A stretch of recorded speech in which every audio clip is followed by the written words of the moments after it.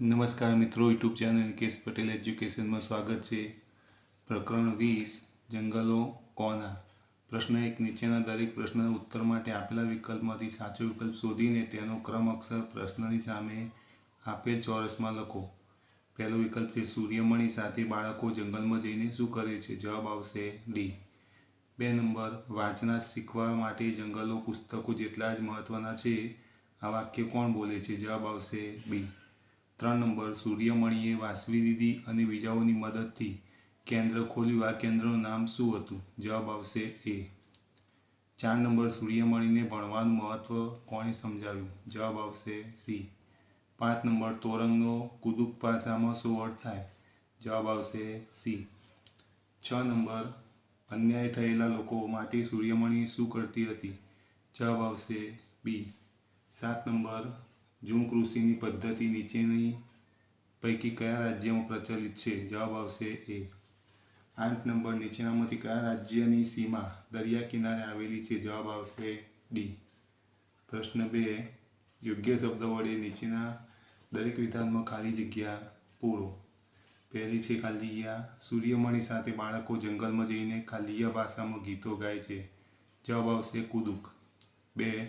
વાંચતા શીખવા માટે ખાલીયા પુસ્તકો જેટલા જ મહત્વના છે. જવાબ છે જંગલો. 3 નંબર જંગલમાં રહેતા લોકોને ખાલીયા કહે છે તો વનવાસી. 4 નંબર સૂર્યમણિની માતા ખાલીયામાંથી ટોપલીઓ બનાવતી હતી. જવાબ આવશે વાંસ. 5 નંબર સૂર્યમણિનું ગામ ખાલીયા રાજ્યમાં આવેલું છે. જવાબ છે ઝારખંડ. 6 નંબર મિઝોરમના 3/4 ભાગના લોકો જંગલો સાથે જોડાયેલા છે. જવાબ છે 3/4. 7 નંબર મિઝોરમ લોકોનું ખાસ નૃત્ય ખાલીયા છે. જવાબ છે ચેરાવ. પ્રશ્ન 3. નીચેના વિધાનોમાંથી સાચા વિધાનો સામે સાચાની અને ખોટા વિધાનો સામે ખોટાની નિશાની કરો. પહેલું છે સૂર્યમણિ બાળકોને ઘરે ઘરે જઈને ભણાવતી હતી. જવાબ છે ખોટું. 2 નંબર સૂર્યમણિ ઝારખંડ જંગલ બચાવો આંદોલનના કામમાં જોડાઈ હતી. તો સાચું. 3 નંબર ઠેકેદાર જંગલોને સહિયારી બેંક સમજતો હતો. ખોટું. 4 નંબર મિઝોરમ રાજ્યનો મુખ્ય પાક બાજરી છે. ખોટું. 5 નંબર ઝુમ્પ કૃષિમાં રાસાયણિક ખાતરનો ઉપયોગ કરવામાં આવે છે. ખોટું. 6 મિઝોરમના પર્વતીય પ્રદેશમાં જંગલો આવેલા છે. સાચું. પ્રશ્ન 4. બંધ બેસતા જોડકા રચો. વિભાગ અને વિભાગ આપેલા છે. તો પહેલું છે સૂર્યમણિ, એની સામે આવશે 3 નંબર. બીજું છે વાસવી દીદી, એની સામે આવશે 5 નંબર. ત્રીજું છે શંભુ, એની સામે આવશે 1 નંબર. ચોથું છે બીજોય, તો એની સામે આવશે 4 નંબર. 5 પ્રશ્ન. નીચેના પ્રશ્નોના ઉત્તર 1-2 વાક્યમાં લખો. પહેલો પ્રશ્ન છે દર રવિવારે સૂર્યમણિ બાળકોને જંગલમાં લઈ જઈને શું શીખવતી હતી? જવાબ છે સૂર્યમણિ દર રવિવારે બાળકોને જંગલમાં લઈ જઈને જંગલના વૃક્ષો, છોડ અને પ્રાણીઓને ઓળખવાનું શીખવતી હતી. 2 નંબર સૂર્યમણિને બિશનપુરની શાળામાં પ્રવેશ કોણે અપાવ્યો હતો? જવાબ છે સૂર્યમણિને બિશનપુરની શાળામાં પ્રવેશ મણિયા કાકાએ અપાવ્યો હતો. 3 નંબર સૂર્યમણિનો પરિવાર શું કામ કરતો હતો? જવાબ છે સૂર્યમણિનો પરિવાર જંગલમાંથી પાંદડા અને છોડ ભેગા કરી તેમને બજારમાં વેચવાનું કામ કરતો હતો. 4 નંબર સૂર્યમણિના માતા શું કામ કરતા હતા? જવાબ છે સૂર્યમણિના માતા વાંસમાંથી ટોપલીઓ અને નીચે પડેલા પાંદડાથી થાળીઓ બનાવતા હતા. પ્રશ્ન 5. સૂર્યમણિનું કુદુક જાતિ માટેનું સ્વપ્ન શું હતું? જવાબ છે કુદુક જાતિના લોકોને વનવાસીઓ હોવાનું ગૌરવ અનુભવાય એવું સૂર્યમણિનું સ્વપ્ન હતું. 6 નંબર તમારા વિચારે જંગલ શું છે? તો જવાબ છે જંગલ એ આપણી કુદરતી સંપત્તિ છે.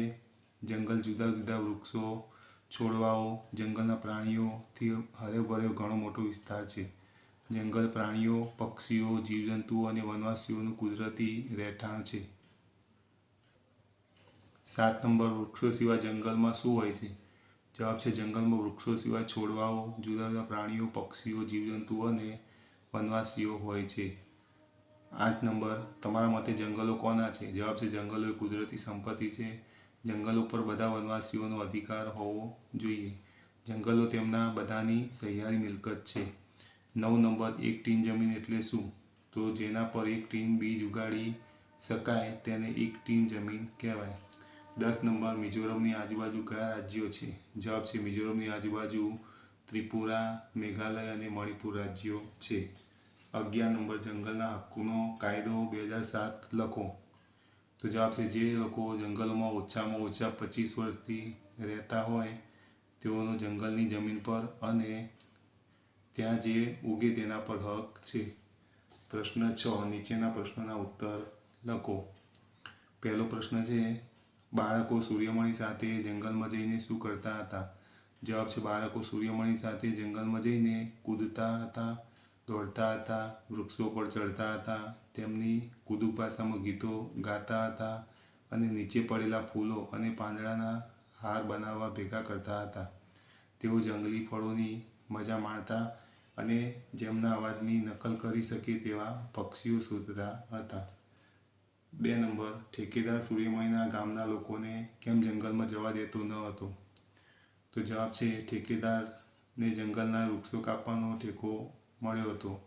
જે જંગલના લાકડા કાપીને વેચતો હતો તે ઈચ્છતો ન હતો કે બીજા લોકો જંગલના લાકડા કે અન્ય સંસાધનોનો ઉપયોગ કરે. આ માટે ઠેકેદાર સૂર્યમણિના ગામના લોકોને જંગલમાં જવા દેતો ન હતો. 3 નંબર, સૂર્યમણિના તોરંગ કેન્દ્રમાં થતી પ્રવૃત્તિઓ જણાવો. તો પહેલું છે તહેવારો પર લોકો તેમના પોતાના ગીતો ગાય અને તેમના પારંપરિક કપડાં પહેરી મજા માણે. 2, તેમનું સંગીત ભૂલે નહીં.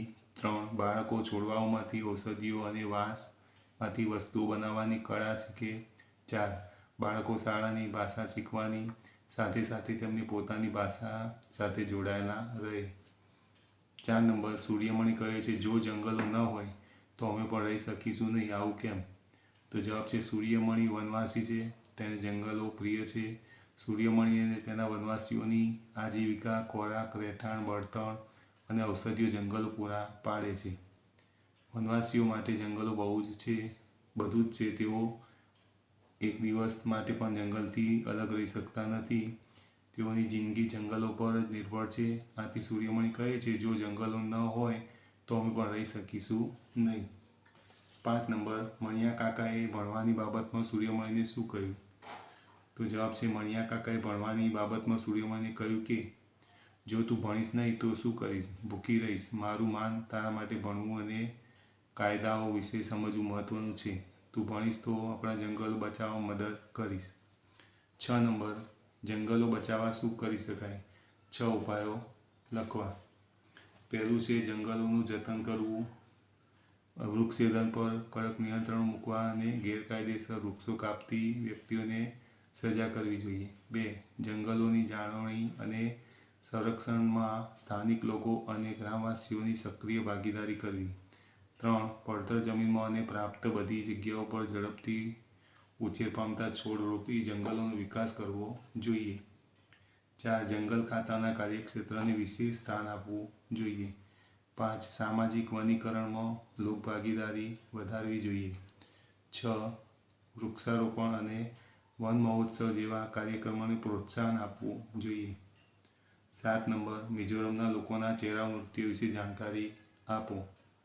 તો મિઝોરમ લોકો ખેતીનું કામ પતી ગયા પછી પાક જ્યારે ઘરે આવી જાય ત્યારે લોકોમાં આનંદ અને ઉત્સાહ હોય છે. આખું ગામ લણણીના ઉત્સવ તરીકે તેની ઉજવણી કરે છે. લોકો ભેગા મળીને રાંધીને જમે છે, ગાય છે અને તે નૃત્ય કરે છે. તે સમયે તેઓ તેમનું ખાસ ચહેરા નૃત્ય કરે છે. આ નૃત્યમાં લોકો જોડીઓમાં એકબીજાની સામે જમીન પર વાંસની લાકડીઓ રાખી બેસે છે.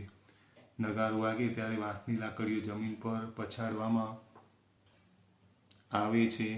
નૃત્યકારો વાંસની લાકડી અંદર અને બહાર કરે છે અને તાલ સાથે નૃત્ય કરે છે. 8 નંબર, તમને ઝૂમ કૃષિમાં કઈ રસપ્રદ લાગ્યું છે તે શું હતું?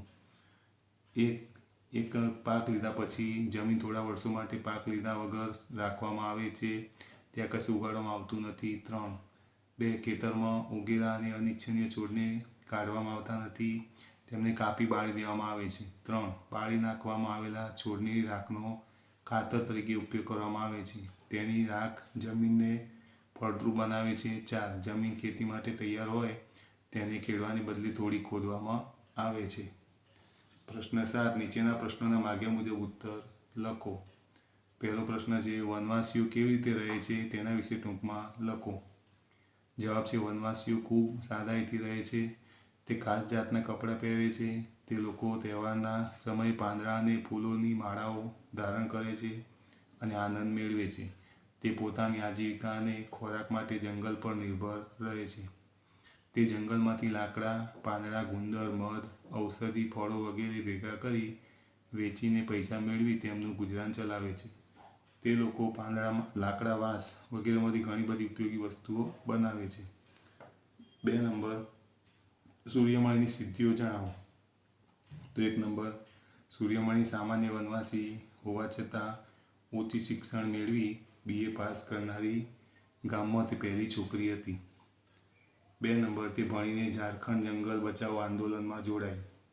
3 નંબર, તે ગામના લોકોના હક માટે લડતી તેમના કામની લોકો દ્વારા પ્રશંસા થવા લાગી.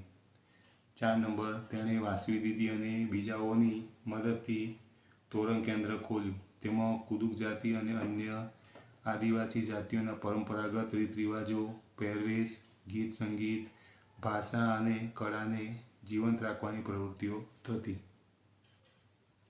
પ્રશ્ન 8, નીચેની વસ્તુઓમાંથી જંગલમાંથી મળતી વસ્તુઓ શોધી તેમની યાદી બનાવો. તો એ આપણને શબ્દ આપેલા છે. તો જંગલમાંથી મળતી વસ્તુઓ મધ, લાખ, ગુંદર, વાંસ, ઔષધિ, રાળ અને લાકડા. પ્રશ્ન 9, નીચેના વૃક્ષોમાંથી જંગલના વૃક્ષો શોધી તેની યાદી બનાવો. તો એ નામ આપ્યા છે, એમાંથી આપણે યાદી બનાવવાની. તો જંગલના વૃક્ષો આવશે સાગ, સાલ, સીસમ, ચેર, વાંસ, મહુડો, દેવદાર ને વડ. પ્રવૃત્તિઓ. પ્રશ્ન 1 છે, ગુજરાત રાજ્યમાં જ્યાં જ્યાં જંગલો આવેલા છે તે નીચેના નકશામાં દર્શાવો. તો અહીંયા આપણે જંગલો અહીંયા દર્શાવેલા છે. એવી રીતે વિદ્યાર્થી મિત્રો તમારે પણ નકશામાં દર્શાવવાના રહે છે. અહીંયા મેં બતાવેલા છે, એ પ્રમાણે તમારે બતાવવા. પ્રશ્ન 2, ગુજરાતના કયા જિલ્લાઓમાં ગાઢ જંગલો છે અને કયા જિલ્લાઓમાં આછા ગાઢ જંગલો છે તેની યાદી આગળના પેજ પરના નકશામાં જોઈને બનાવો. તો ગાઢ જંગલવાળા વિસ્તારો તો નવસારી, વલસાડ, ડાંગ, પંચમહાલ, દાહોદ, નર્મદા, જૂનાગઢ, બનાસકાંઠા. આછા ગાઢ જંગલવાળા જિલ્લા તો જામનગર, વડોદરા, અમરેલી, રાજકોટ, સાબરકાંઠા, મહેસાણા, કચ્છ, ભાવનગર. પ્રશ્ન 3, વર્ગમાં વિદ્યાર્થીઓના જૂથ બનાવો. દરેક જૂથને શાળામાં આવેલા વૃક્ષો અને છોડવાના નામ નીચે લખવાનું કહો. તેમાં કયા વૃક્ષો અને છોડવા ઔષધિ માટે ઉપયોગી છે તેની જાણકારી મેળવી વર્ગમાં જૂથ પ્રમાણે ચર્ચા કરો. તો અહીંયા લીમડો, અરડુસી, તુલસી, કરિયાતો, આસોપાલવ, ગરમાળો જેવા વૃક્ષો છે. તો લીમડો, અરડુસી, તુલસી, કરિયાતો જેવા વૃક્ષ અને છોડવા ઔષધિ માટે ઉપયોગી છે. પ્રશ્ન 4, મિઝોરમ રાજ્યના ચેરાવ નૃત્યનો ફોટો મેળવી નીચે ચોંટાડવો. તો દરેક વિદ્યાર્થીએ ચેરાવ નૃત્યનો ફોટો મેળવી અને અહીંયા ચોંટાડવાનો રહેશે. 8 પ્રશ્નો.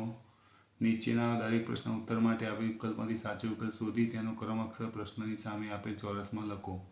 પહેલો છે, દર રવિવારે સૂર્યમણી બાળકોને જંગલમાં લઈ જાય છે, ત્યાં તે બાળકોને શું શીખવે છે? જવાબ આવશે D.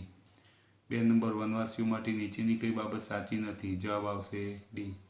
3 નંબર, સૂર્યમણી શાળાએ જવા કેવો રસ્તો પસંદ કરતી હતી? જવાબ આવશે C. 4 નંબર, ઝૂમ કૃષિમાં કેવા પ્રકારના ખાતરનો ઉપયોગ કરવામાં આવે છે? જવાબ આવશે B. તો મિત્રો, તમને આ વિડીયો ગમ્યો હોય તો વિડીયોને લાઇક કરો, કમેન્ટ કરો, શેર કરો અને ચેનલને